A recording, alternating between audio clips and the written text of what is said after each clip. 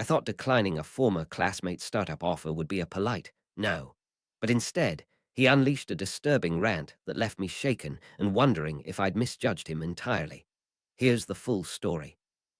TLDR, a friend accidentally pointed a former classmate to me for a potential tech startup, and that classmate freaked out at me when I declined multiple times. I'm a 29M software engineer.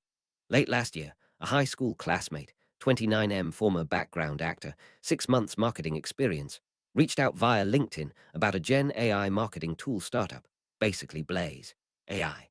He thought it was untapped despite clear competition. After hearing his vague pitch, I told him to flesh it out more before I'd consider helping build an MVP.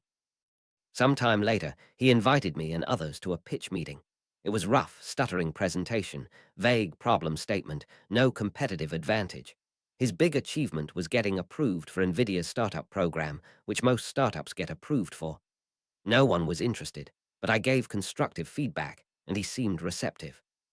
When he asked me to scope the minimum viable product, I provided an estimate, and he came back asking if Gen AI would reduce the work. After back and forth with my colleague, it became clear he lacked budget. I suggested he find a cheaper option instead, or code it himself. Around this time, I started noticing his social media was full of concerning content.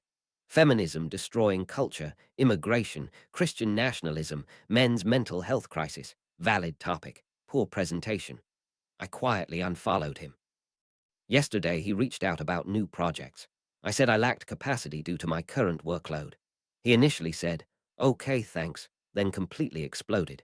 He accused me of hiding behind capacity because I'm afraid to stand next to something that might challenge the narrative. I honestly told him I don't mind different perspectives on spirituality, men's mental health, but found his social media truth questionable. He called me hypocritical for not speaking up earlier, then attacked my credentials, calling me a developer at a mid-tier company with no impact, saying history doesn't forget people like you. It simply never records them.